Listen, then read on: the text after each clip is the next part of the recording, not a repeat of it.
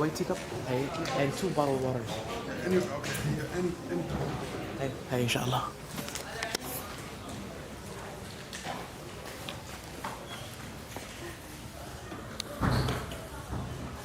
This today is different. Yeah. Can you want Shaykh look this way? It's very, yeah. I like that. Because you know why? Some of the group is looking at, but the other ones is looking at further. The thing is, for years, my enemy. It doesn't need it. His is nice. Okay, I can do that. For 4 years? It has to be. Yeah, because the writing, yes, the writing.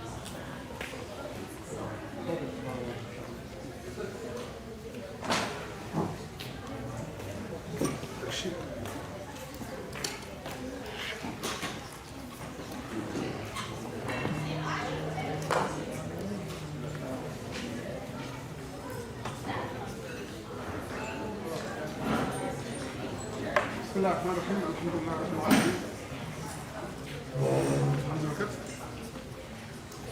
بسم الله الرحمن الرحيم الحمد لله رب العالمين والصلاة والسلام على أشرف الأنبياء والمرسلين وبعد. Inshallah we'll continue our session. Is the door closed? Door's closed? Okay. Close the back door please. Barak. Inshallah we're going to continue. So we were talking about alamatul ism, the signs of a noun. This is called what? The title is alamatul ism.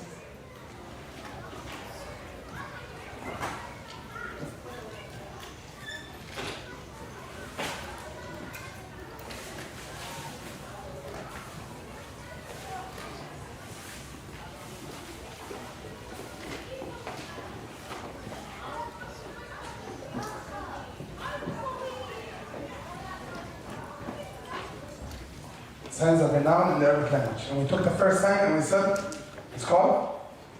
The first sign is called? Al-Jabr. What's the second sign?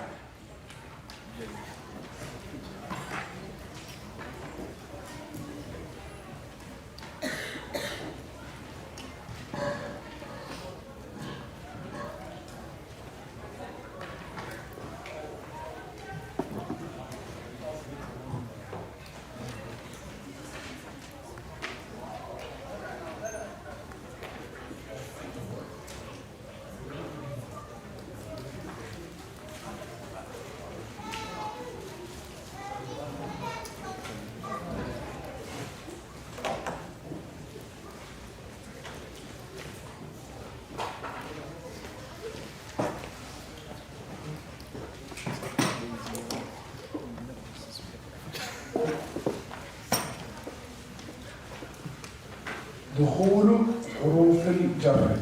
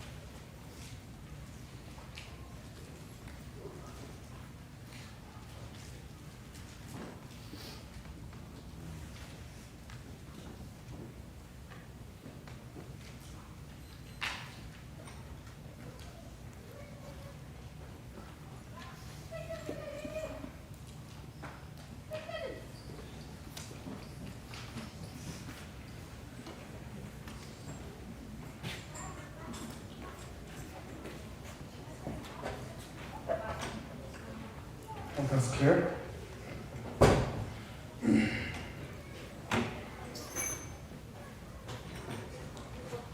Assalamu alaikum.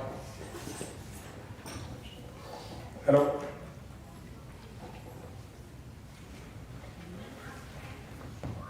Hello. You can hear me, but I'm teaching.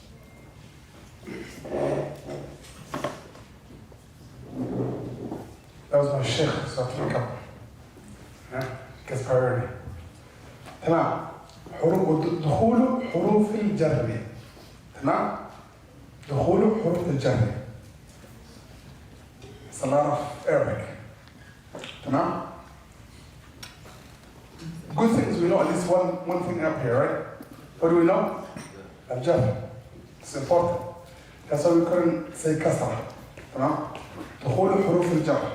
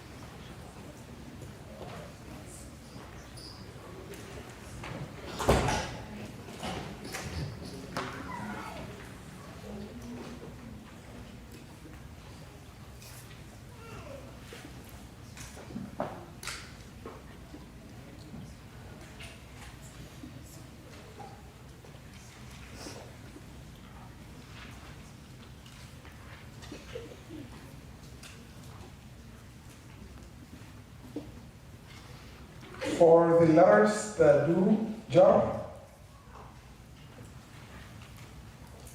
to go before it, that is a sentence a little bit hard to put together. For the letters that do jar, to go before it, does that make sense? No? What would you say? They go. What I'm trying to say is, one of these letters, go before the noun. Put that into our sentence. See, who's better than me? For the letters that do jar, to go before it. Well, okay, do something. Tell me something. What are you trying to do? Clip of what on? It doesn't attach to it. It doesn't necessarily attach to it. So, for example, it says ila and then al-masjid. All I want is the ila or the min will go come first and then this will come. Oh. It's not going to be a prefix that's attached necessarily. For one of these huruf to come before it. That's what I'm trying to say. Put it in a better sentence. Yes. But you didn't do anything. To go before is still the same. Is this understandable? It's not understandable? Hey, go ahead.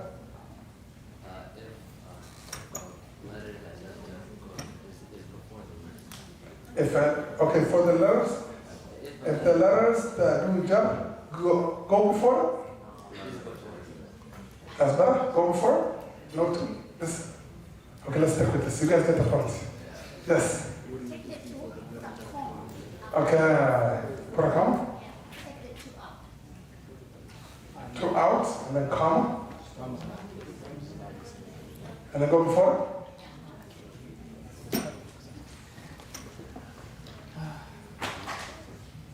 When I explain it, it will become more clear.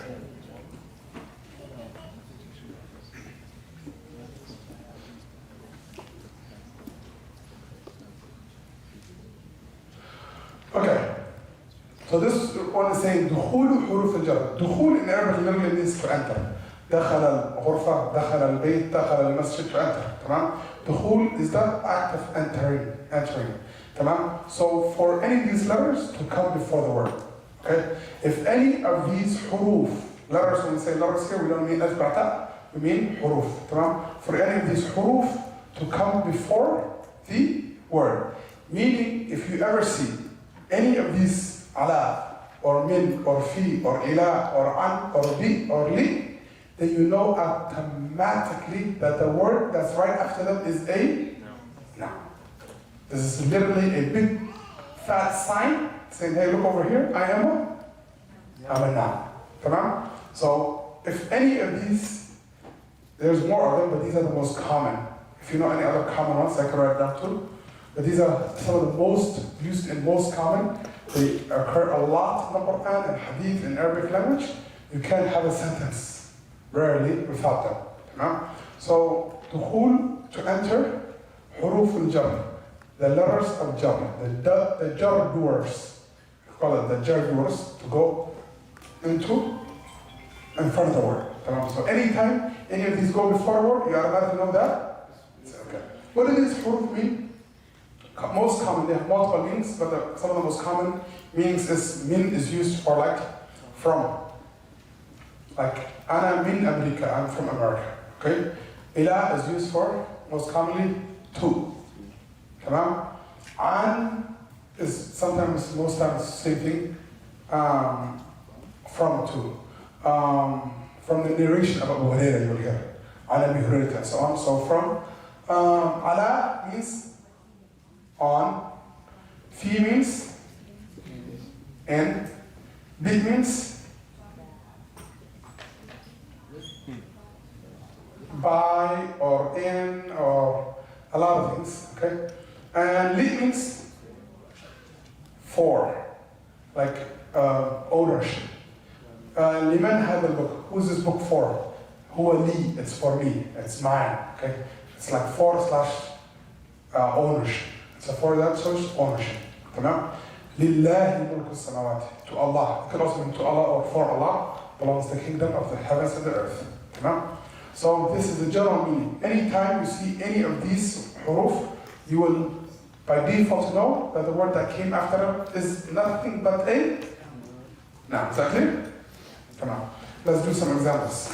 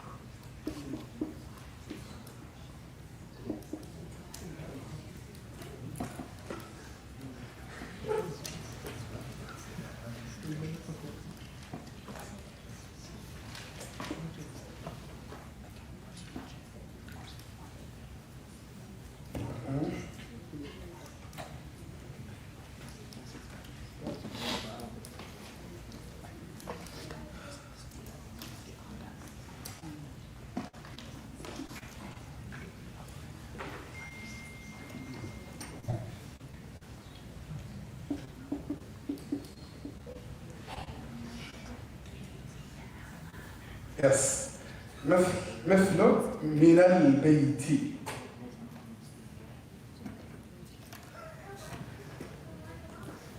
من البيت. مثل من البيت. من البيت. Another example.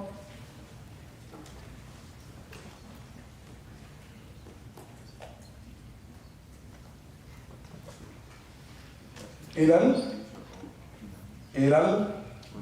المسجد.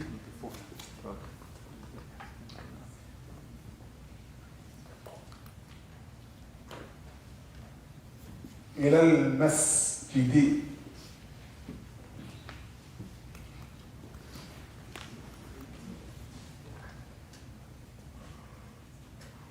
إلى المسجد.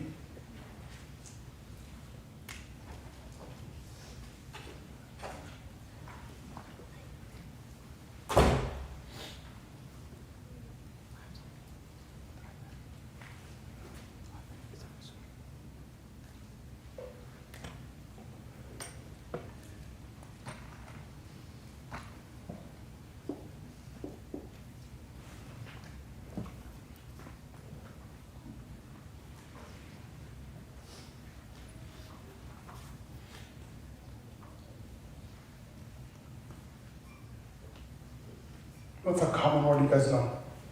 Well, try to stick to words that I already know. Kitab? Kitab's common? Kitab is good, right? What does kitab mean, guys? Good. Yeah, fil kitabi.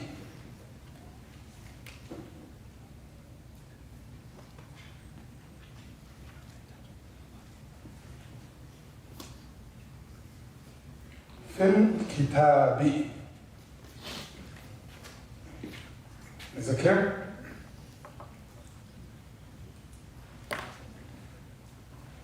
Okay.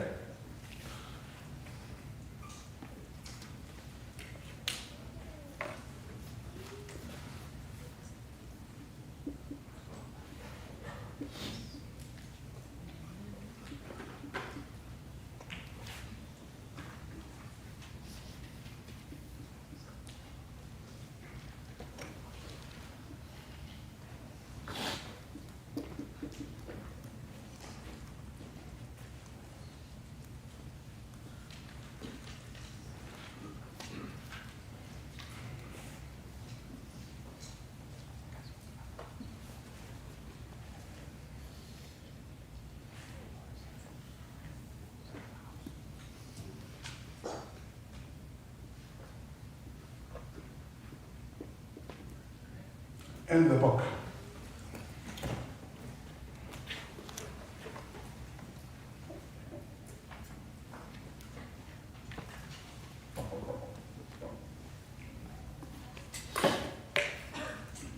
So the examples here, we said one of the signs that you know a word is automatically a noun is for any of these huruf to go before it. Tamam?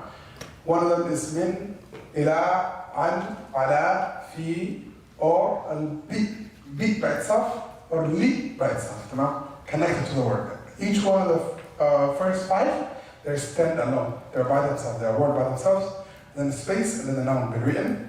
But for the last 2, they will be attached to the noun, tamam? So examples is, min al-bayti. Ana ataytu min al-bayti. I came from the house. Min al-bayti. Right now, we have what do we have here? Harfu jar. Huruf means a lot of them. One of them is called, we took it yesterday, ism wa fa'al wa harf. Okay, this is the plural. Huruf is the plural of harf. So this is min is considered a what? What kind of harf? There's a lot of huruf. There's huruf al-nasb, there's huruf al-jar, there's huruf al-atf. There's a lot of huruf in Arabic. Tamam? There's a lot of prepositions and particles and conjunctions. Which type is it? It's huruf al-jar. Tamam? Is it huruf al-jar? And he himself is a what? He's of the huruf al-jar. Like what is he called? The word from here and this harfu jarrin. Harfu jarrin. So min is a harfu jarrin. Ila is a harfu jarrin. Fi is a an is a harf jar, ala is a harf jar. So this is a harf jar. What does a harf jar do? What does a harf jar do? It makes the basketball court kasra. The last letter of the camel. The last letter of the noun. It gives the last letter of the noun a kasra. You see how this is, right? The red moved over right there. The effect, it had a direct effect. So because of min, al-bayt has it. Al-bayt has it. Come on guys, work with me. Stop sleeping. Tamam? Because of min, al-bayt has a kasra. And because of ila, al-masjid has a kasra. You see it? Red, color coordination. Okay? Because of fi, kitab has it kasra. You say, ana qara'tu fil kitabu, right? نعم أنا قرأت I read في الكتاب في الكتاب or في الكتاب sorry I meant في الكتابة yeah I'm right I'm the teacher there's a reason I'm telling you is your 2 choices is it في الكتاب or في الكتابة sister in the back في الكتاب or في الكتابة في الكتابة. الكتابة. Okay. Who says في الكتابة and who says في الكتابة? No? They don't understand that. Quit. Choose one. في الكتابة or في الكتابة? You see, so we're working. تمام? Why في الكتابة? Because you literally told me this حروف الجر. Whenever he goes before a word, automatically has to have a. So if I was to speak right now and I said, wow, I know Arabic, I'm so good. أنا قرأت في الكتاب. What are you going to say? Yeah? You need to go to GIAD.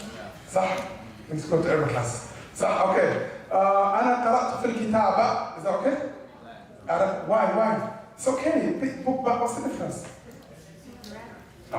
تمام? This is how you're going to sound Fabish. تمام? أنا قرأت في الكتاب. أنا أتيت. I came from من البيت. من البيت. تمام. أنا أذهب إلى المسجد. أنا أذهب إلى المسجد. So you see, this has direct correlation with you being able to speak the Arabic language. Once you understand the concept, it's easier for you to not make these mistakes. Clear? تمام. إذن I want to know for the min, you made it mina. Okay. So, yes, I did make this, it's supposed to be min, but this is the exception. There's this rule called in Arabic language التقاء الساكنين, which means the letter has sukun, okay? It has a sukun, it doesn't have a haraka, and the next word that's next to it and the next word has a sukun. Then we create a fake haraka. We create a fake haraka for the feasibility of being able to read it. I think we will say min al-bayt. Okay, and we're going to sound like something's wrong with our tongue. So Arabs, they do something called التخلص من التقاء الساكنين, which means getting rid of the coming together of the two sukun letters. So they make a fake, a ghost haraka that's just there for this purpose. If we take away the al, then the sukun comes back automatically. So this is a fake haraka. Sometimes I'm going to say minal, sometimes minil, sometimes I'm going to say la, sometimes I'm going to say li, depending on the situation. So this is a kasra that was made just for this purpose. Fatha that was made just for this purpose. It's not part of the sentence, ignore it. So do we understand this clearly? Jar, huruf al-jar. So far we have 7 of them. We learned 7 of them. Can somebody point out some of the huruf al-jar from Quran or anywhere you heard it? Tell us something. Huh? Huruf al-jar. إلى الله وإلى الله ترجع الأمور. And to Allah, all affairs return. وإلى الله. Can I read? وإلى الله. إلى الله.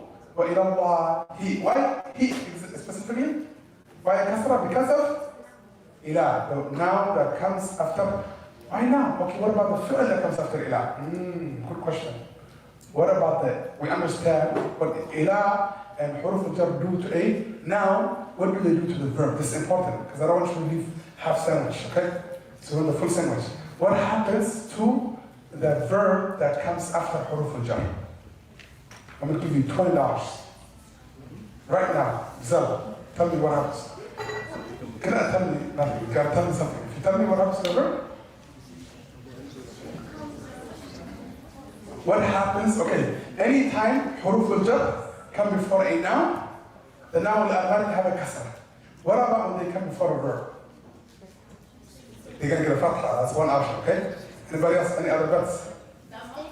Dhamma. Good. Okay. What do you have to lose? Say it out loud. It stays. Okay. It stays the same. We have 3 options. Okay. Let's go for it. It becomes a fatha, it becomes a dhamma, or it stays the same. Which will you vote for? Talk to your partner. Figure it out together. You can cheat.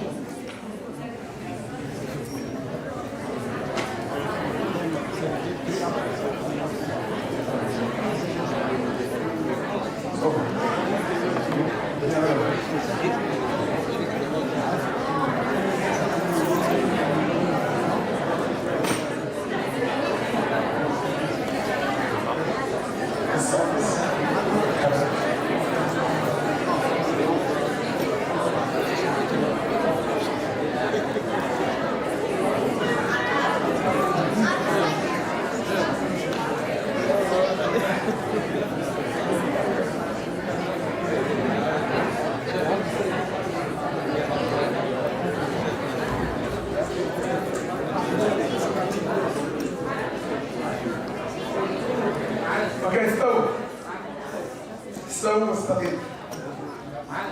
Yes, sir. Can be before a verb, can. That's the only answer I don't want. Why would I ask you if you can't? Does it make sense? Hey, go ahead, Ruqayya. You change the meaning? Meaning, I didn't ask you. I want the physical change. Does it take a dhamma or a fatha or a sukun? What happens? It becomes sukun. Okay, we have a new choice. Before we had, it stays the same we had. We had dhamma, we had kasra. Now we have sukun. It turns into sukun, right? Sumaya, hey, smile. What do you got? I think it's dhamma. It takes dhamma, okay, hey? Any other bets, hey? What do you mean? Why would I ask you a question then? You don't trust me? Hey?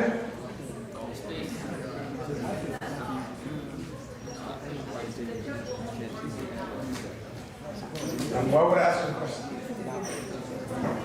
Yeah? Hey? It becomes silent? Silent. Okay, hey? There's another 5 options, hey? $20, man. I'll make it $50, hey? Brain gets activated. Yes? Louder, a little louder? Oh, it becomes a fatha, it becomes a ah. Okay, good. Hey? Afar, you got something? The word placement changes? No, I just want to know what happens to the last letter. Yes? Then why ask you a question? I'm not a trickster. Yeah? Hey? Huh? Nothing? Nothing happens?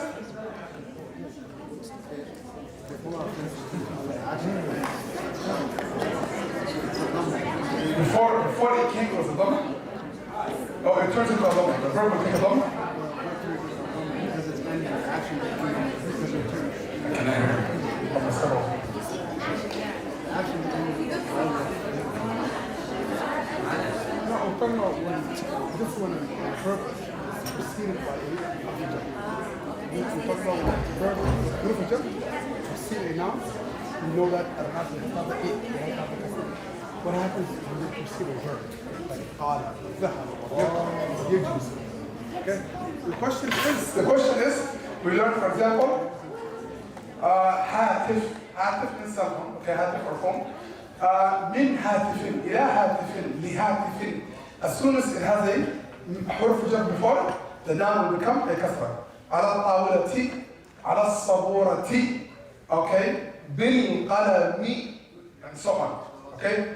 من المعلم. As soon as it goes before a noun, the noun automatically has to take a kasra. What happens when حروف الجر go before a verb, like يقرأ, or يذهب, or قال, or كتب, or اجلس? Yes, Mrs. Glasses. Yeah. You were fighting me. Go ahead. I read it in your face. You had an answer, right? I don't know why you're asking, because I don't think that. Did this happen? Hey? Hey? Does it become double kasra? Another option. 6 Saciid. We are at 6, 7. Okay? Where we at? He said it becomes double vowel. It becomes double vowel. What do we have? Shad. It becomes shad. Okay. Very side. What do you got? Nothing happens? Okay, you guys, what do you think the answer is? Double kasra. It doesn't happen. The scenario, the whole scenario is fake. The whole scenario cannot happen. Why? Why can it not happen? Or look here, sign number 1. Jar is a sign of a noun. The things that bring jar, I said jar is only for a noun, nothing for a noun, and it's to the point that it became the number 1 sign of noun. I didn't write any other sign before it. Literally, it's so important that it took up 2 spots of the signs. So jar cannot, like the 4 changes that happen, therefore, one of them is called jar. It can only happen to a noun. Tamam? We should write that? You are right. So you let me pump you. You step down. You should stand. Yeah?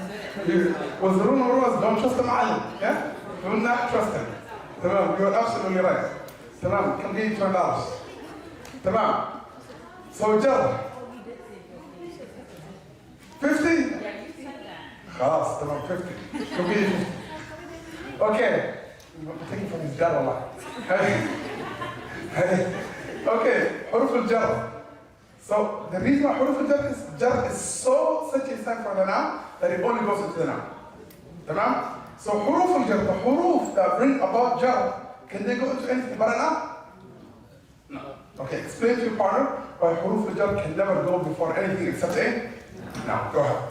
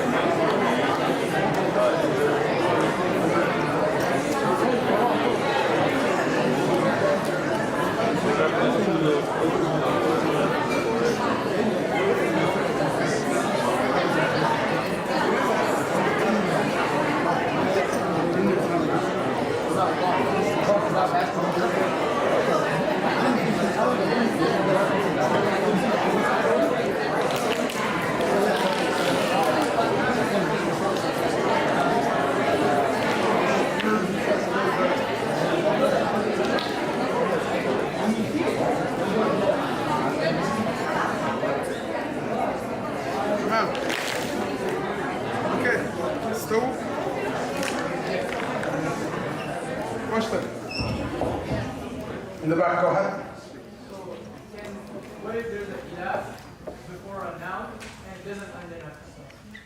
What if there is a ilah Yeah, before a noun before a noun and the noun doesn't end in a kasra? and never said it has to end with a kasra? And never said kasra here, and I never said huruf al-kasra here. That was the other reason.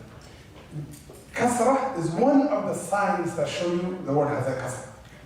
It has other substitutes. So the good question is, Ustad, Muallim, sometimes we see these words, we see the huruf al-jar come before a noun, but it ends up having a fatah.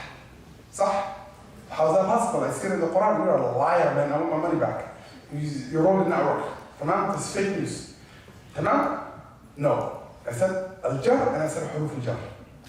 Jar has signs that show you it's taking place. One of it is kasra.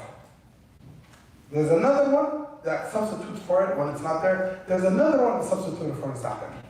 Tamam? That's why we keep sticking to jar. Tamam? So yes, sometimes you can have, for example,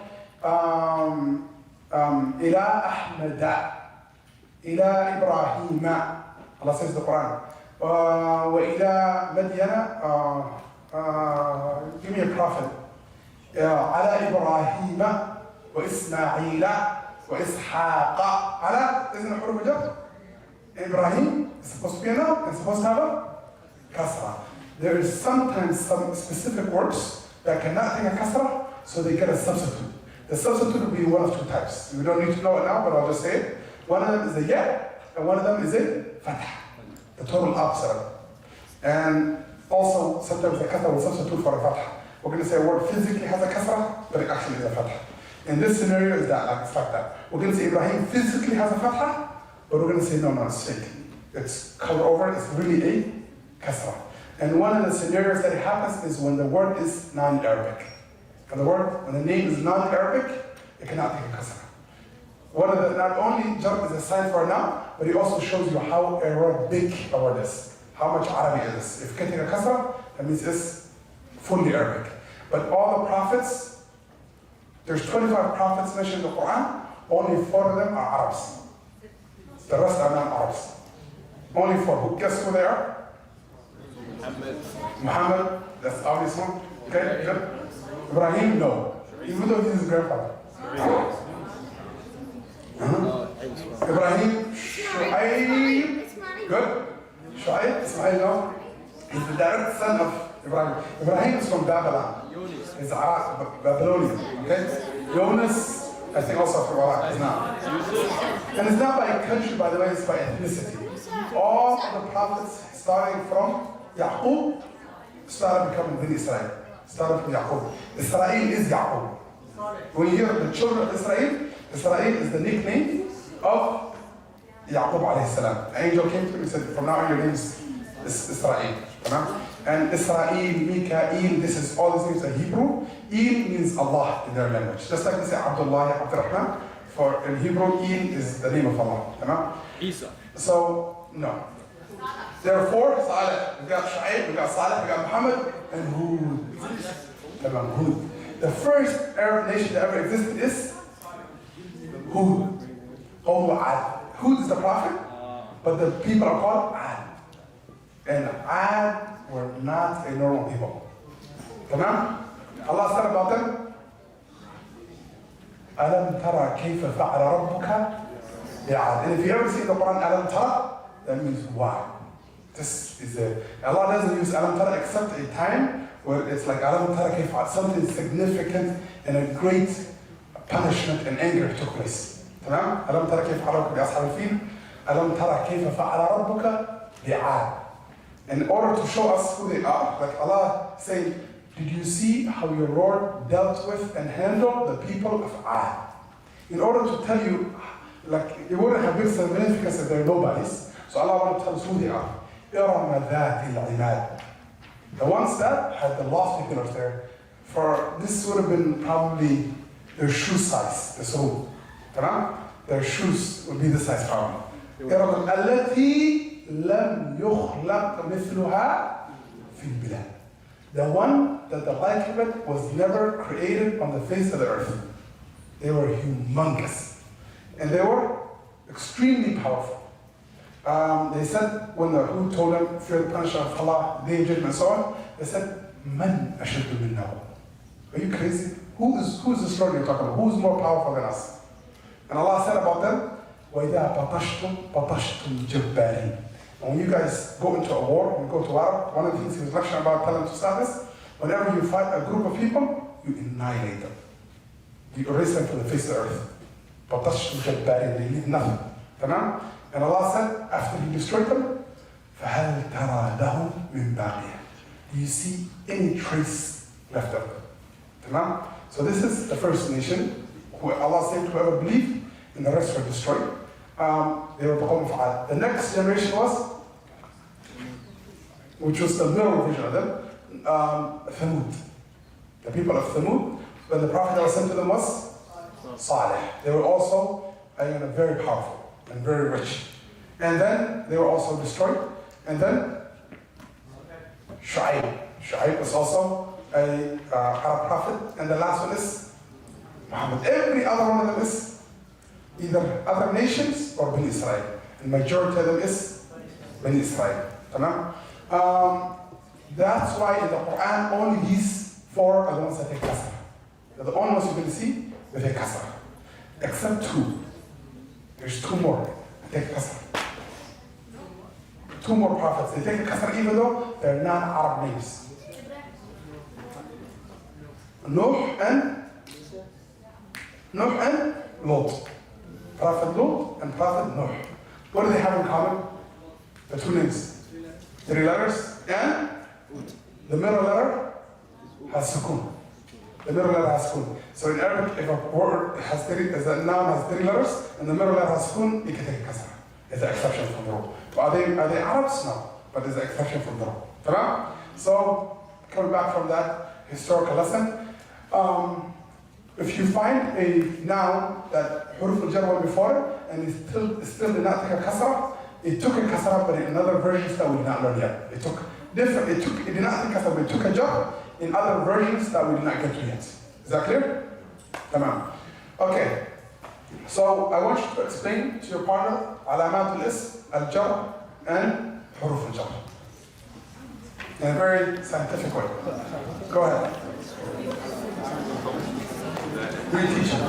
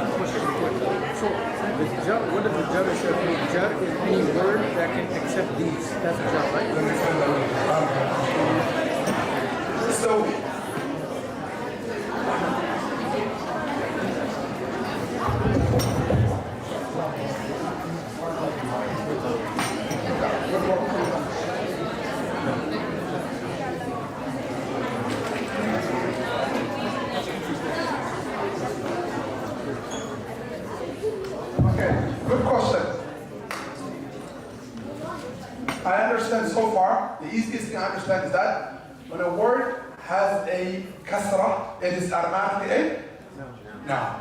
When you keep mentioning about jar, something about jar, it's confusing. What does this jar thing mean? Jar, all I want you to know about right now is a kasra. Okay? You chose a scientific way of using jar on purpose because it will keep opening up today. If you heard jar, you go home, there's something called jar in Arabic. That's good enough. But what does it mean in a simple sentence that you do not need to know for now is that in English, what decides the meaning of a word is the place it has in the sentence.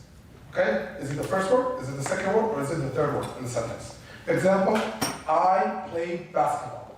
In Arabic, in English follows this pattern. Subject, okay, plus verb, plus object. This is not something you need. I only want you to listen to it. Do not write it. Subject, verb, object. I played basketball. Who did it? I. So it's the doer, it's the subject. What was done? Playing, it's the verb. What was being done? Basketball. I ate food. I wrote a book. I saw my mom. It follows the exact pattern, and that's all. It's symmetrical language. Straight, that's it. Very simple language. Arabic, it will do subject times 3, verb times 3, object times 3. Like you could do, take object and you can say object, subject, verb, object, verb, subject, verb, subject, object, verb, object, subject, You could do subject, verb, object. You could do subject, object, verb. You could do all these plays. That's why the Arabs, they were Bedouins. They were not powerful nations, but they used to mock the Persian Empire and the Roman Empire and say, they are people that cannot speak. They call the non-Arabic speakers the غير ناطق. They don't utter. You either speak Arabic or you don't utter at all. They don't consider you, whatever language you have, they call you غير ناطق. They are people that cannot utter. Tamam? The pattern of their language, even though it can play all those roles, and that's why Allah brought the Quran down in Arabic. You can play around and use any sentence structure, and don't think that that's just random. Every time when I put the subject first, because I'm trying to emphasize on the subject. Example, if I say basketball I played, compared to I played basketball, when I use in Arabic, when I use I played basketball, it's as if I'm sensing you want to know who. You know who play was done, you know what was played, but you're trying to know who played. Then I say the I first. If your question is, what did you do? You know who did it, you know it's me, but you're wondering what I did, then I say basketball I played. And they make sense in Arabic, but in English, it doesn't make sense. Tamam? So they have noun sentence, they have verb sentence, they have all these things. Tamam? In English, what decides the sentence structure? What decides what happened? Like for you to understand the sentence, by the structure it's put. Tamam? If the structure is messed up, the sentence won't make sense. Tamam? Are you with me that far? Arabic, what decides the meaning of the sentence is the harakat. What decides the meaning of a sentence in Arabic is the role it's playing is either it having a dhamma, or it having a fatha, or it having a kasra. By me seeing this, I will know. That's why the order does not matter. That's why the order that you put it in doesn't matter, because by me seeing dhamma, I'm going to say automatically it's the subject. Tamam? By me seeing a fatha, I'm going to say automatically it's the object. How and what and where we will learn later on. Now, and this is where jar comes in. Jar is this family. There's a family called, in Arabic, there's 4 changes. 1, 2, 3, 4 changes. Tamam? I don't want to explain that right now. We don't want to dive into it. It's out of subject. It doesn't have to do anything with the science of the noun. I know it's intriguing, and I want you to keep coming back to my classes, so I won't tell you all the information once. Tamam? But one of them is called what? Jar. Tamam? We will get to it later on, and you're going to say, that's what he meant. Tamam? But right now, all you need to do is one of the changes that happen to a word, when you put it in a sentence for you to be able to understand whether it's a subject or a verb or object, it's called jar. Tamam? That's where it's coming from. There's any sign, any harakat change that you see in the Quran, I'm going to tell you, this is a jar, this is a raf, this is a nasb, this is a jazm. Automatically. I look at one, I see the harakat, I will tell you one of the 4 positions. So that's why everything's good. Everything's either 3 or 4 or 2 or 1 or that's it. Number. So all the possible changes that can happen to a word in the Arabic language, when you put it in a sentence, is 4. One of them is called jar. Is that clear? Try explaining that to your partner and then ask the question again.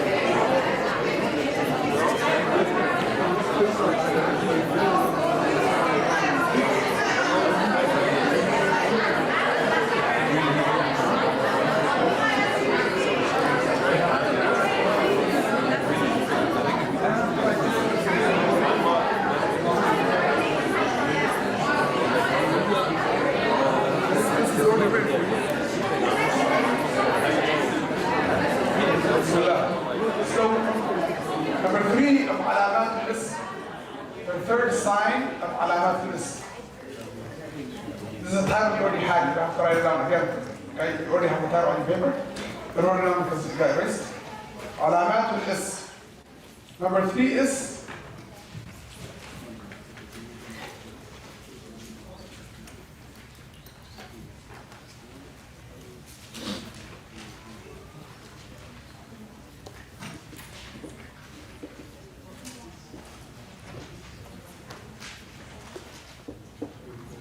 التعريف. التعريف.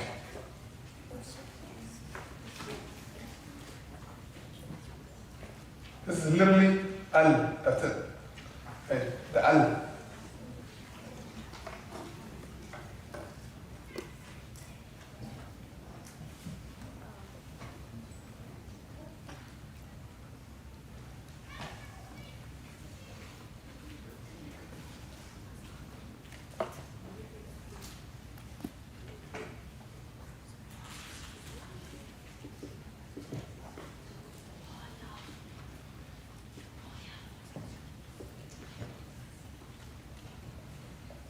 Shaykh Saciid, use the camera.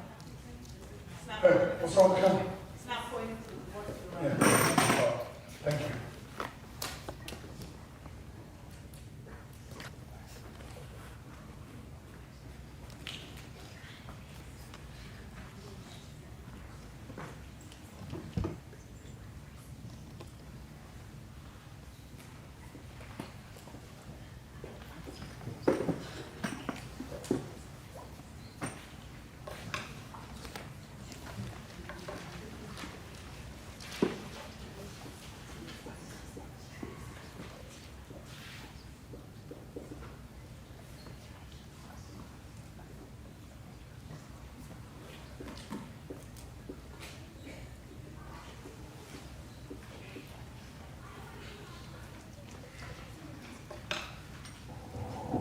So we have al-ta'rifi. Al-baytu al-muslimu. Al-baytu or al-muslimu. Al-baytu al-muslim.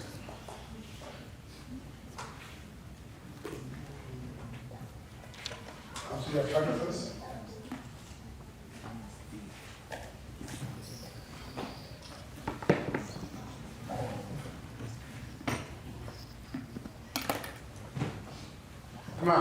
The next third sign is for the word to have al. If the word has al in it, then automatically it's a noun. Any word that you ever see with al as a prefix, it's called a prefix or suffix. Agree, right? If it has al in the beginning of it, then it's a noun. Like example, the word is bayt. A bayt means what? What does bayt mean? House. No. Gate? No. Baytun, what does it mean? Check your notes. A house, yes. A house. Not house, but wasn't it house is a house? I want to know it's only one. Only one house, okay? A house. What does Muslimun mean? A Musliman. When you add al in front of it, it becomes The Muslim. the. Yes, but for al-bayt, al-bayt becomes The house. the house, and al-Muslim becomes the Muslim. Okay, good. So al-ta'rif means the defining al, or specifying al. It defines or specifies it. For example, I say, do I say I'm going to house, or I'm going to the house? You cannot. It won't be a sentence because the point of the sentence is going to make sense for somebody to understand you. If I say I'm going to house, would you understand it? Yeah. If I say I'm going to masjid, does it make sense? No. In order for you to say, try to tell me something, I need to know. So when you say the house, I'm going to the house, then I'm saying, oh, he's going to his house. Like something had to be in there, prefix ahead of time. Maybe we're brothers. Or I'm going to the house. Maybe it's the masjid. I'm going to the class. Like something that we knew together, and then you can say the. You don't say the without there being something information before it that we know. Whether that information was just mentioned in the sentence before, or whether it's the. Like by default, you know. Like we always go to the same masjid, the same class You say, I'm going to the class, I'm going to the halaqah, I'm going to the salah, and so on. Tamam? So, al-ta'rif. What does al mean? Yeah. So this is in Arabic, is the equivalent for the English, the. Okay? Ta'rif means what? We took it, ta'rif is, right? What does ta'rif mean? Definition, okay? It defines it, it specifies it, it signifies it. Remember the specific one we're talking about. For example, if I say, أنا أقرأ الكتاب, or Allah says, ذلك الكتاب. That is the book. Which books Allah talking about? The history book? Science book? The book, as everybody knows. So Al-Quran. Al-Ta'rif. Anytime you see a word in Arabic that has al in front of it, what do you automatically know? It's a noun. Alhamdu. Is it a noun? Is it a verb or a harf? Alhamdu. Sumaya.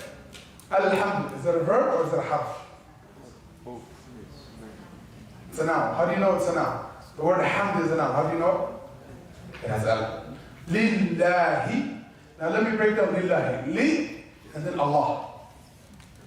Lillahi is, if you take it apart, it's the half of that li and then the word Allah. You delete the alif because of la. And instead of li Allah, you say lillahi. If it was al-bayt plus li, it becomes lil-bayt. Li plus al-masjid becomes lil-masjid. So lillahi is a, Allah is a noun. How do you know it's a noun? It has al. Tamam. Ar-Rahmani. That's a noun. How do we know? It has al. And also it has a kasra. So you could take multiple ones at the same time. You can have a half jar before, and because it has a half jar before, it's gonna have kasra most of the times, and it has also al in it. So one time it can have three signs. This one's clear? Okay, explain the third sign to the partners. Go ahead. One of the signs that show you a word is done in every language is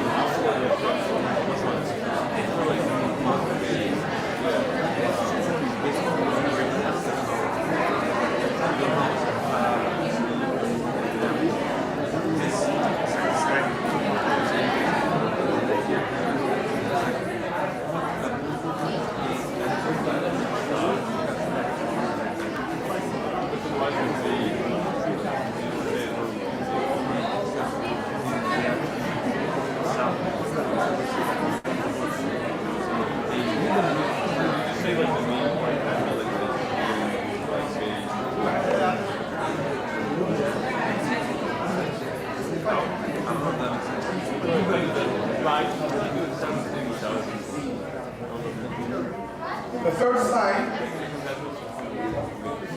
Any questions from the previous one? While you write this. Go ahead.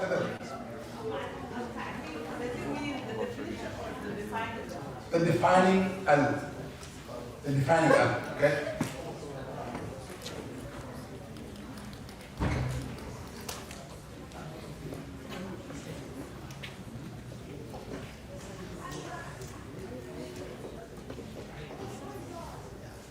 Defining, D-I-F, D-E-F, okay? F what? F-I-N, and then N-I-N-G? Yeah. I thought that was missing.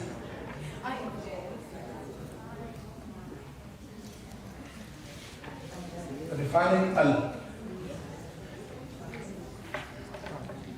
What if it's in the beginning again? Can you say that again?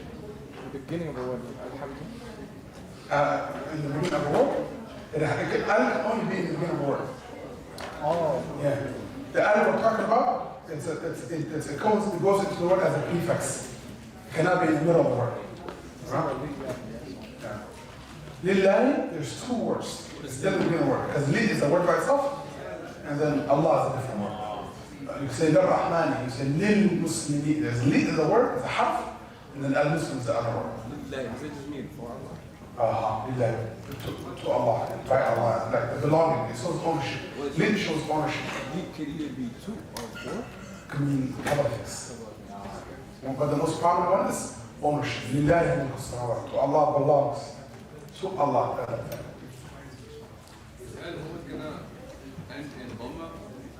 When he has Al, does it have to end in Dhamma? Not necessarily. Question is, when a word has Al, we kept doing kasra, but now, does it have to have a Dhamma when Al goes into it? Not necessarily. That's why we have Ar-Rahmani, Ar-Rahimi, Ad-Dini, Malik Yawm Ad-Dini. Like, just because it has Al, does not mean it has to have a? Does that mean it has to have a? Kasra. You could have any haraka. Al has nothing to do. Al is not huruf al-jar, it's not huruf al-dhamma or something like that. Al just shows you the.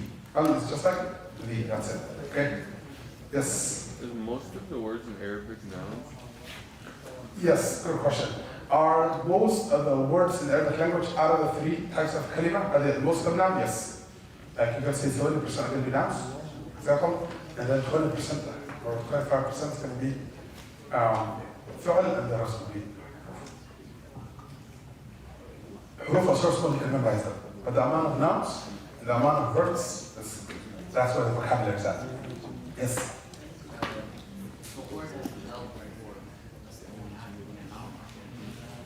Yes, if a word has al before it, and this al we're talking about is al that's a prefix, meaning it's not a root letter in the sentence. There's a difference between alif and a lam that's a root letter in the word, compared to al that the word, if I take it away from it, it still makes sense. For example, instead of al-bayt, I say baytu. Does it make sense?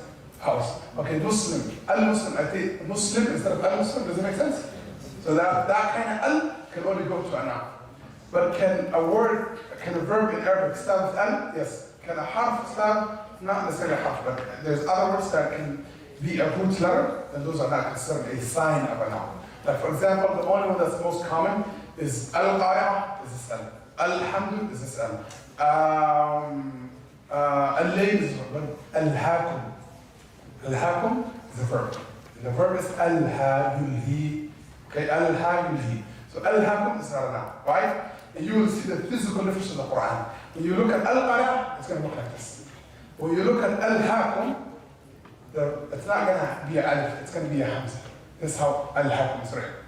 It's going to have a haraka, it's going to have a crown, that's why it's different. This is a letter. It's called a hamza, it's not an alif. It shapeshifts. It shapes it. Sometimes it takes the shape it takes its own shape like this.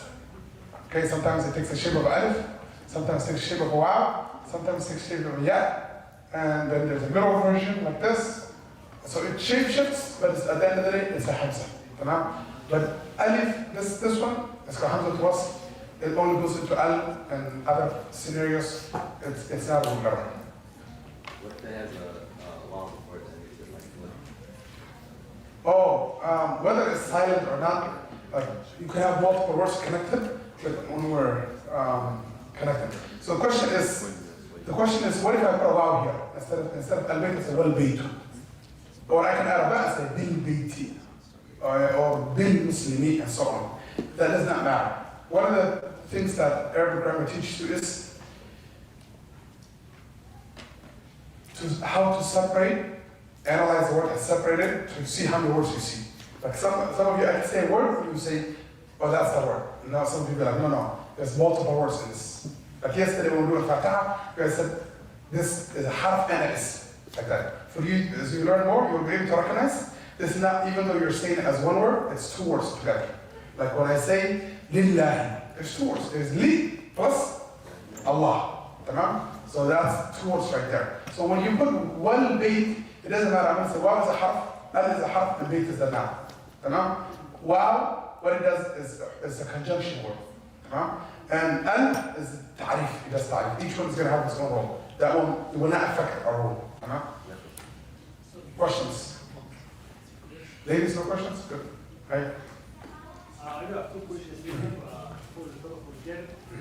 Could you say for the definition of proof of GIAD, a letter that goes before the word is a harf of GIAD? There are huruf al-jar, there are huruf al-nasb, there are huruf al-tahqiq, there are different types of huruf. So not every letter or every half in every language is considered huruf al-jar. When you say a letter that goes in front of the word, it's considered harf al-jar. That's going to break a lot of rules. There's other huruf. There's huruf that go in front of the verb. There are other huruf that go in front of only past tense verb, for example. There are other huruf that go in front of verbs and nouns. So one of the types of like body is huruf are always divided into different bodies. There's huruf al-jar, there's huruf al-nasb, there's huruf al-atf, there's huruf al-qasr. They're in different categories. One of the categories that we talked about is huruf al-jar only. So we cannot make it any harf. There's different types of harf. Yes. Second question? Yeah, I have seen the Quran, harf of GIAD just like في قلوبهم. في قلوب. So there's three words here. There's في, there's قلوب, there's hum. Tamam? Hum or him, depending on the harakat of whatever. It could be hum or it could be him, depending on the harakat of whatever. في is a harf jar. Qulub is the ism, the one after qulub, the one after the harf jar. And hum is also another noun. We will learn in tomorrow, Saturday's lesson. Hum is another type of noun. Today we're learning the sense of a noun. The next session will be the different types of nouns. So when we dive into that, we'll call something called pronoun, and that's what hum is concerned. Okay? Any other question? Okay, my last rule I want to explain to you, because I promised by today you will have all the signs. The last sign of a noun that we will learn at our stage is called an-nida'u. And an-nida means salah? No. Second shift? Well, still some time for me. Okay, the next one called is an-nida means what? Calling out. It means what? To call out. Don't worry, I'll give you a break after this class before it's answered. Okay, calling out. So for example, we say, hey Saciid, hey Muhammad, hey Fatima, hey Khadija. That hey. In English, when we used to go to school, they say, young man, hey is for horses. So you can say hey, is it not polite? What's the polite way? You say oh. In English, they say the oh, you know, oh Saciid. So, you know? So if you say, when you call somebody, is there another word that says hey that we can use commonly? Yo. Okay. Yo man. This is the Yaraj, okay? If you want to say it from now on, practice for your friends too. Hey yo, say Yaraj. Yaraj. And for the lady, Ya Mra'a. Or Ya Bint. Hey sister. Or Ya Walad. So Yaraj means hey man. Or oh man. Hey dude. Ya Allah. You hear this a lot? Ya Allah. Dua al-Qunut. Ya Allah means now, hey Allah, Ya Allah, oh Allah, and Ya Rabbi, oh my Lord. Yet makes it mine. If it was Rabbi, oh Lord, but when you say Rabbi, oh my Lord, you say it Ya Rabbi, Ya Rabbi. So, in all the prophets, it was Ya Rabbi, oh my Lord. The nourisher, that's Rabbi. So when that nourished you, raised you, took care of you, and brought you up. So it's like the kindness of Allah here. Mention to him that you are my Rabb, not only us. Okay? So, Ya Rajul, oh man, Ya Allah, Ya Rabbi, Ya Muhammad, Ya Khalid, Ya Isa. Allah calls out to the Prophet in the Quran, Ya Ibrahim, Ya Nuh, إنه قد جاء أمرك يا إبراهيم إنه قد جاء أمرك يا نوح اهبط بسلام منا يا عيسى يا مريم إني اصطفيتك على الناس يا يا موسى إن اصطفيتك على الناس برسالتي بكلامي يا مريم اقنتي لربك واسجدي واركعي. So ya is a harf nida. What do you know automatically? We see ya, what do you know the word after is? Is a noun. Okay? What haraka change does it do? None of that stuff. Does it change the haraka? Does it bring the dhamma? Don't get confused. Don't think just because you learn huruf al-jar that everything has to do change something. No? Huruf al-jar change something. Other things, al and ya, they don't need to change anything. Got it? So anytime you see ya, by default you know the word after is a? Is a? Noun. So anywhere in the Quran you see, tamam. So these are the 4 signs of alamatul, is the 4 signs of a noun. Whenever you see one of these signs in a word or before a word, you will know that this word is a noun. Tamam? Jameel jiddan. What is the first sign? Al-Jabr. What is the second sign? That huruf al-jar go before it. Okay? What's the 4th sign? 3rd sign? That al goes into it as a prefix, attached to it. And the 4th one is? Al-nida. You could call out to it. Whether it has it or you could. For example, somebody says, how do I know Khalid is a noun? I can say Khalidin. Okay, Khalidin. The fact that I can say that, or Khalidi. Oh, there's one more sign. Sorry guys, one more sign. Very important. Last one.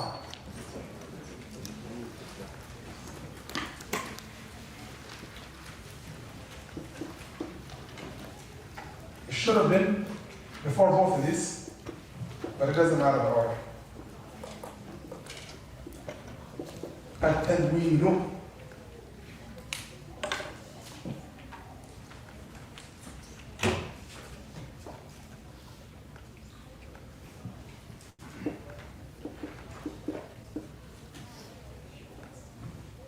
بيت مسلم.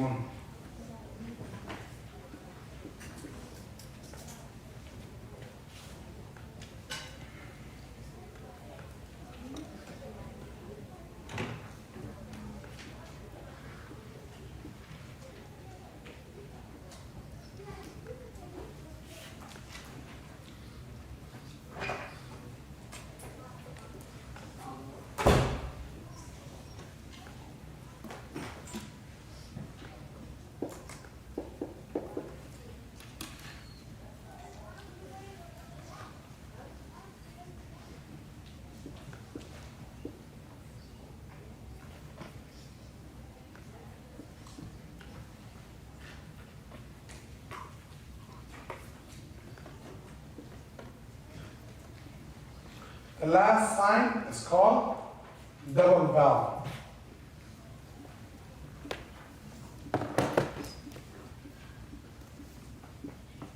For the word to have dual vowels, either an or in or un. For it to have two harakat together, like baytun or muslimun or baytin or musliman. It doesn't matter which one, okay? And I can say one word for all of them. Baytun, baytan, baytin. Muslimun, musliman, muslimin. Rajulun, rajulan, rajulin, and so on. Anytime you see double vowel on a word, you automatically know that word is a noun. And that's why last time somebody asked, but if they have 2 kasras, I said, even better. Now we have the fact that it has a kasra, and the fact that it has double kasra shows you it's pretty much enough. Is that only at the end of the letter?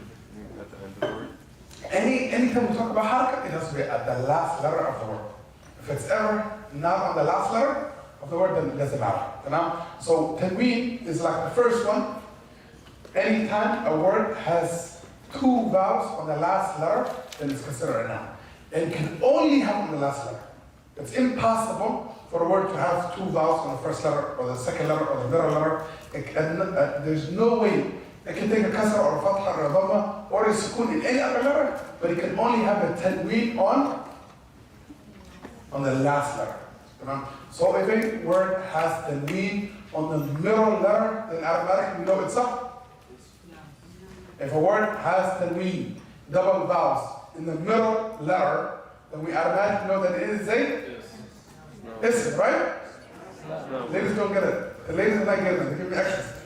Okay, again, if a word has tanween, double vowels, on the middle letter, like the ya or the sin, or the first letter like ba or mim, then we know that word is a It's not a word. la yajuz. Focus, okay? What did I say? The tanween can only be on the last letter. And always will be on the last letter, and that's the only way it could be a second. It can never be anywhere else. Is that clear? Tamam. Okay, I'm going to give you a quiz. It will be 90% of the grade. Pop quiz right now. Tamam? What I want you to do is, before that, take 1 minute, re-explain all the signs of this to your partner. Go. If you have a bad partner that doesn't know explain everything, raise your hand. I'll come now.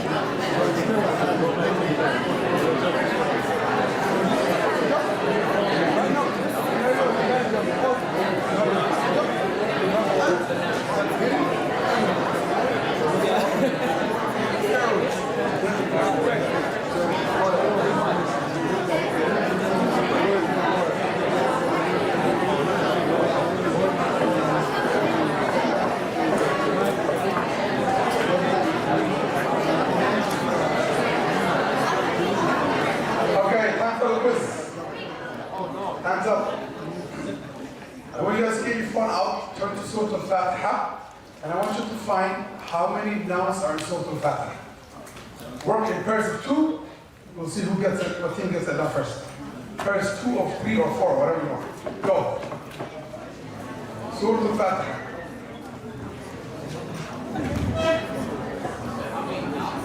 Yeah, how many nouns? Using these signs, how many nouns can you locate in Surah Al-Fatiha?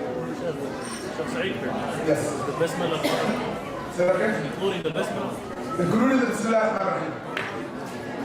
Start with Bismillah ar-Rahman ar-Rahim to Wala-Dhalina.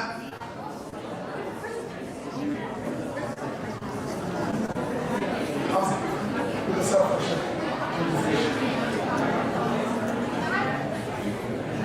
Yes.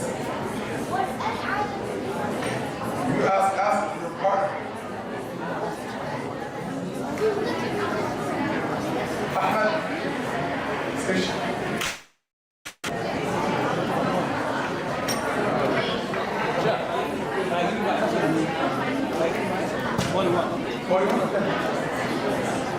We have 41 so far. Somebody said 41. I don't know if they're right, I don't know if they're wrong, I don't know if they're crazy.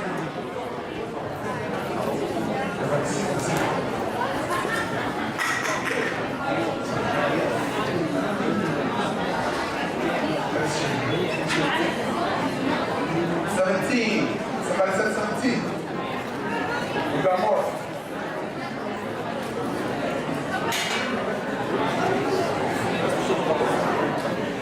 Yes? Okay, we'll take it for homework. Next Saturday is due. Write out all of the nouns. I want you to make a chart. Okay? The noun and the sign that show you it's a noun. Okay? Make a chart like that. The noun and the sign that show you. Give you multiple signs. 1, 2, 3, one word. But do it as a fun project. Tamam? Surah Al-Fatiha only. Yes. Bismillah, Tamam? I want you guys to take a 15-minute break right now. Go. 10 minutes? 10 minutes. 10 minutes. Okay, pictures, people that are here to take the pictures that have their ID cards, we'll do it after Hamid's class. Come to the same room, okay? People that are not their GIAD goals. What do they call it? What's the right?